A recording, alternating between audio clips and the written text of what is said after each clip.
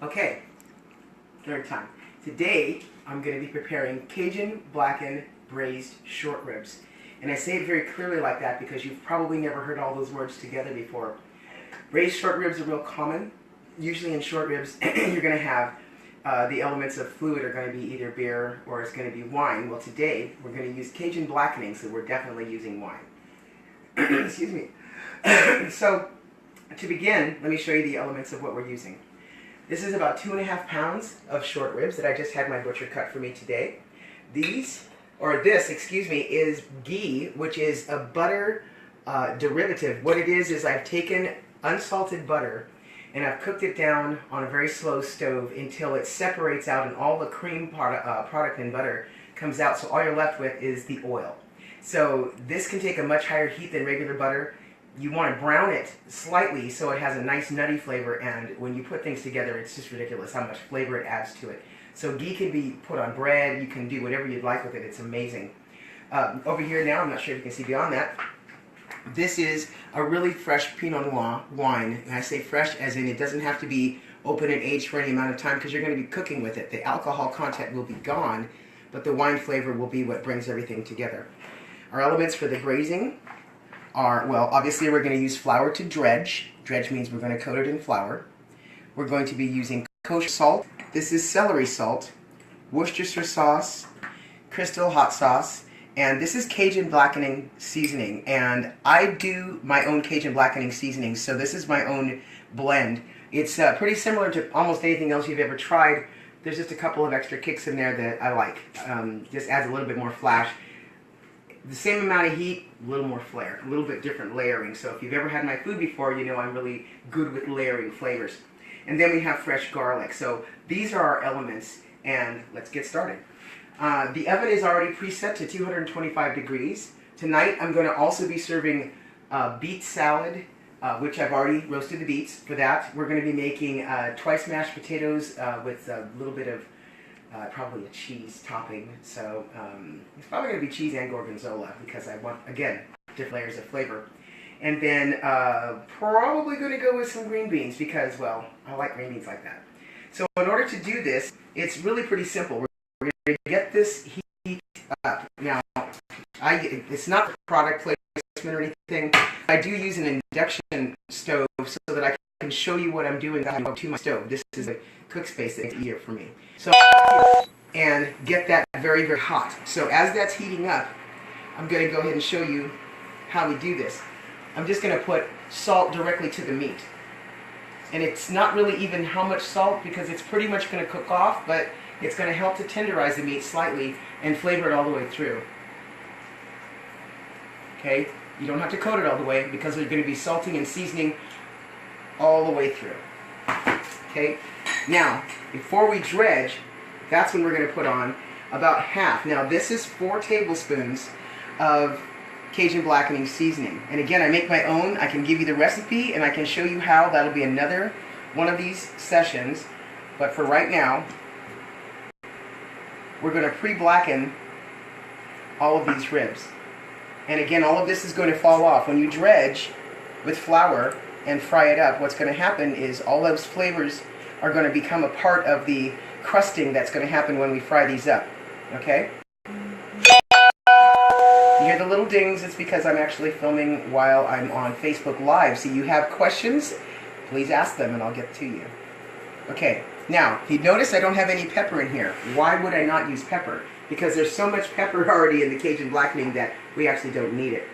Now, once I've done that, I'm going to take a little bit of olive oil just so that the dredge stick and drizzle it just like that. Okay?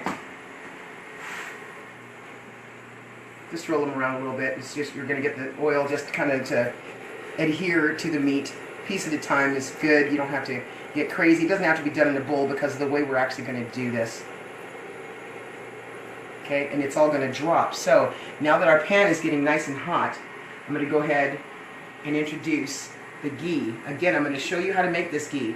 This is a very high heat available butter that started off as unsalted butter. This amount started off with 2 cups, or excuse me, 2 boxes, which would be 8 cubes of butter. Okay, and it's unsalted again. And I use Land O'Lakes most of the time.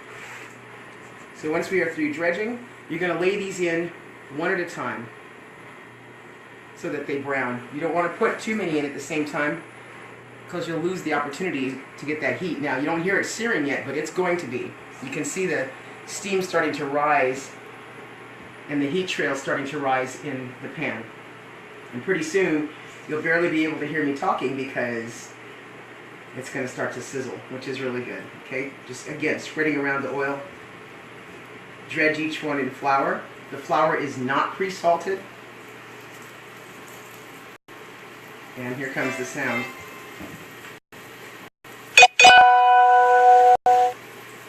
Here we go. If you have any questions, Ryan, let me know. No questions. Very good. This is such a fast way to make this. It's going to take its time in the oven, and we are going to cook it here, and then we're going to transfer it to the oven. To braise it, you're going to want to do it on top of a stove top or on an induction stove like I have here. And also you need to remember to have enough oil in the pan to actually give it some frying opportunities, otherwise it just won't quite work for you. Okay, now we're not going to overcrowd this pan because we do want them to completely fry and brown out. We're going to fry them until they give us that little crispy edge. It's like the caramelization of the meat.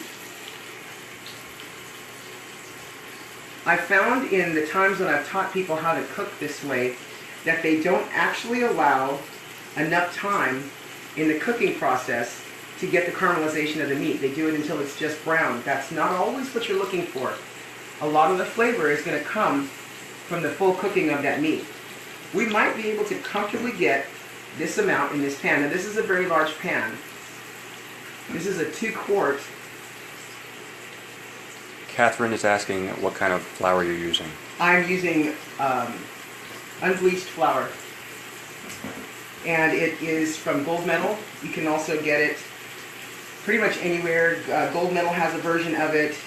Any restaurant supply will have versions of unbleached flour. And I use unbleached flour because the bleaching of the flour, that process isn't actually very good for the health. So, as much as I love to cook and I love to feed my family, I like to know that what they're eating is also good for them.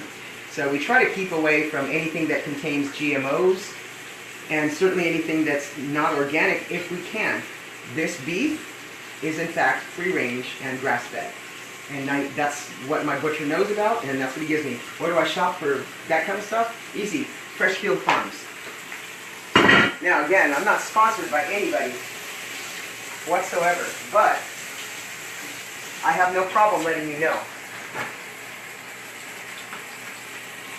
Now tomorrow, while we're dredging this flour, tomorrow I'm going to take you down the aisle at the grocery store, the international aisle. I want to show you all the different things that you can actually get and how you can substitute certain things that aren't really substitutions at all. Most of the time people don't know what they're buying, which is kind of a shame, but it's also the way it's plotted out. If you don't know what you're buying, they can get you to buy anything. They keep telling you what to get, you're going to get it. So that's why I was saying last time, make your own choices, and when you make them, educate yourself to what you're doing. Now this is the garlic. You notice I'm putting the meat in first, but the garlic's going to go in directly following.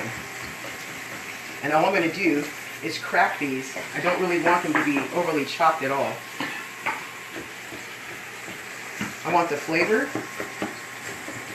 but I want it to be somewhat delicate, which is why I didn't use too many, but I'm keeping them nice and large.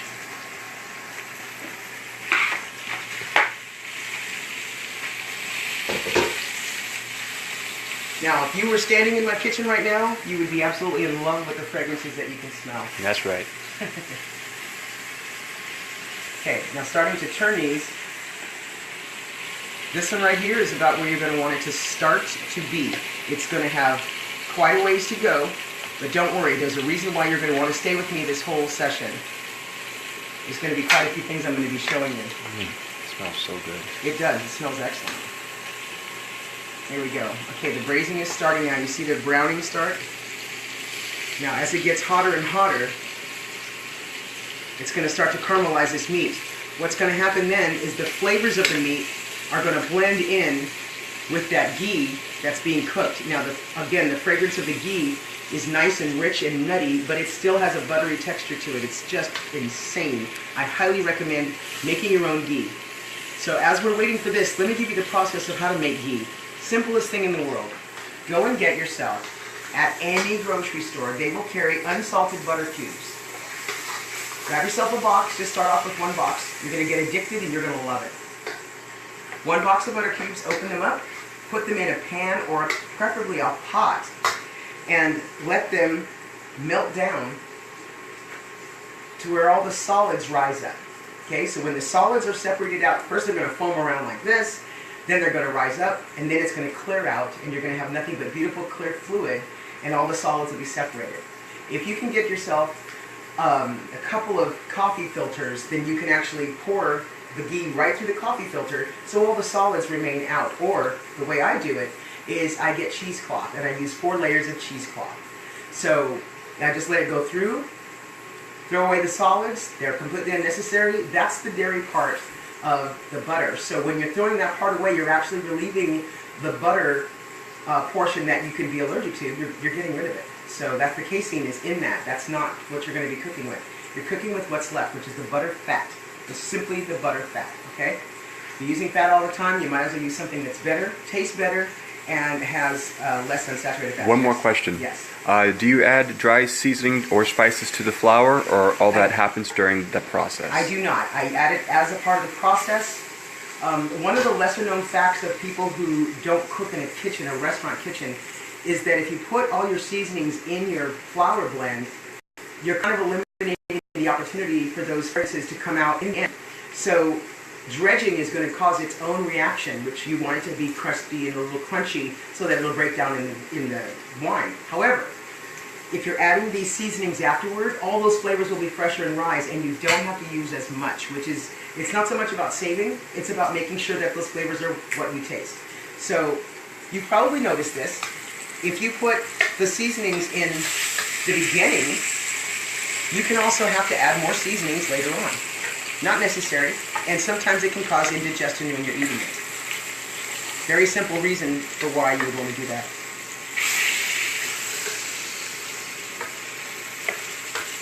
Okay, so as we're turning these, you're going to see that each side is just getting browner and browner and prettier and prettier. Look at that. Mm-hmm.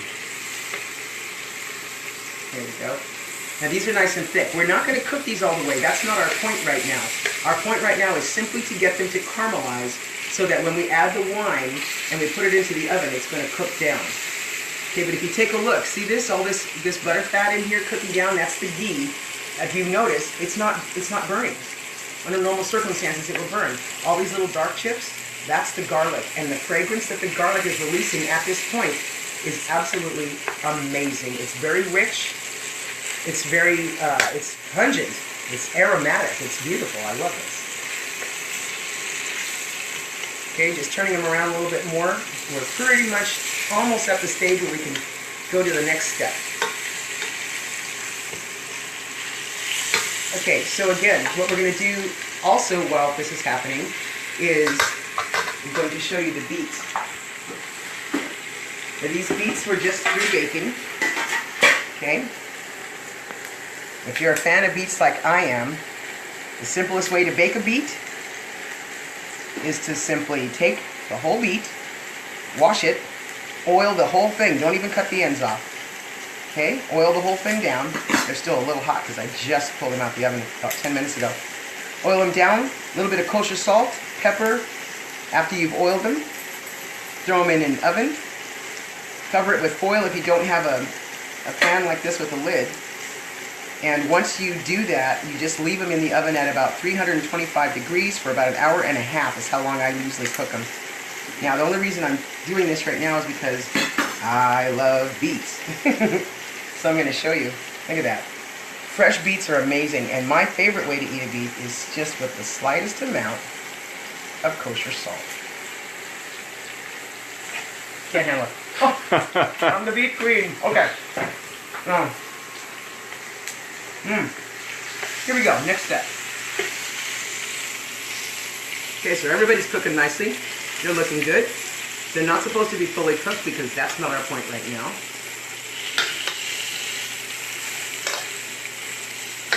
Our point right now is to start adding all of these seasonings. Now we're going to add the remainder of the blackening salt, the blackening seasoning. There's no salt in blackening, by the way, the blackening seasoning. This is the garlic salt, this is just garlic powder, and the garlic powder, that's only about a tablespoon of it. We're going to wait on our kosher salt for right now. This is Worcestershire sauce. I'm going to pour this in. That's 1 tablespoon. Before we put in the hot sauce, I'm going to add the wine. I'm turning my degree down a little bit so that it will calm the reaction. Now there goes the hot sauce. Okay, the hot sauce is basically just going to break down and bring out the flavors of blackening. When this braises, all we're going to do is throw a lid on it, throw it in the oven. This is a metal pan, so I can cook on the stove, but I can transfer it directly to the oven. And I would give it about 2.5, maybe 3 hours. You can even go 4 if you want to. I like slow roasting large pieces of meat, and if you take a good look, this is a large piece of meat. This one has bone in. All of these are bone in, obviously, because they're short ribs. You can get boneless short ribs, but I figure if you're going to eat food this good, you might as well work for it. Okay? With all this fluid, it's all going to cook down. And you know what we're going to do? We're going to add more wine. Why? Because we can. Actually, Ryan, if you would turn around and hand me that bottle of wine right behind you. The amount of wine that I just put in, right there, directly behind me. See it? There you go. The amount of wine I put in was 1 cup, and I'm about to double that. Okay, my total now is 2.5 cups of wine.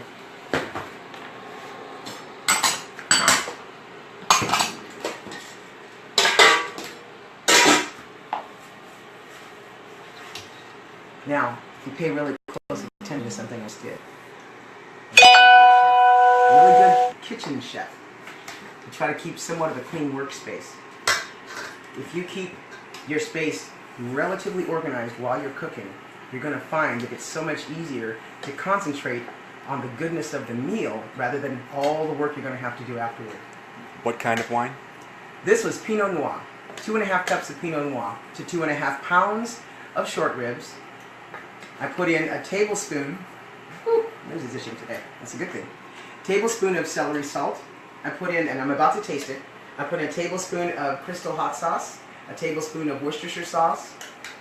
I put in about 4 tablespoons, which technically is a 1/4 cup if you know your measurements, of Cajun Blackening seasoning, which I am going to show you how to make. You should be able to make your own. You can buy it at the store. It's more fun to make your own. That way you can make the adjustments that you need, and you can become the chef you love. Okay, now,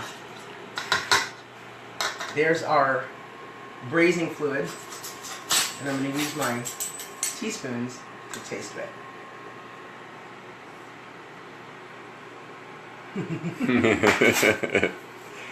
That's it right there. Now, all I think it needs, oh, that is absolutely excellent. We're going to bring up the flavor with the salt.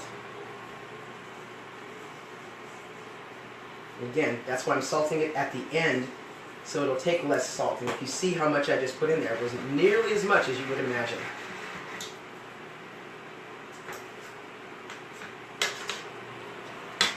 I'm going to turn them over so the salt will drop into the fluid. I want it on the meat. I want that meat to work down a little bit.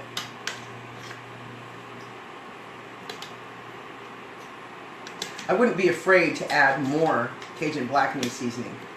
I wouldn't be afraid to add anything, but then again, that's why I like to call what I do fearless cooking. Don't be afraid. I try to show you everything by doing it in a way where you understand it. Take your chances. Figure out what you want to do. I know a lot of chefs will do this, and that's excellent. But take a look at what I'm doing, and then variate it as you'd like. Because you're going to come up with a different flavor, and it's going to be twice as good for you. And there you go. We're going to try it now that we've added the salt. Isn't that excellent? Okay, so now that this is sizzling, now that has all the flavors up there. that Pinot Noir is going to cook down. These are now going really well. I'm going to give it one last high blast. Now I had it on high sear to cook the meat down. I turned it down to 275. That's the thing about these induction stoves, is you can actually really control the actual temperature. So I would say it would be on high heat to sear, and then I turned it down to medium to low in order to do all the subsequent cooking. And now I'm turning it back up to high so we can get all the meat at the same temperature very quickly, because then we're going to transfer it to an oven that is going to be at 225, and I want the meat to come down gradually to that degree. And it's going to sit there and rest until it's ready. So what I'm going to do is I'm going to close out this video now, but I'll be back in about 2.5 hours when it's all said and done, and we'll show you what this looks like. This is Cajun Blackened short ribs.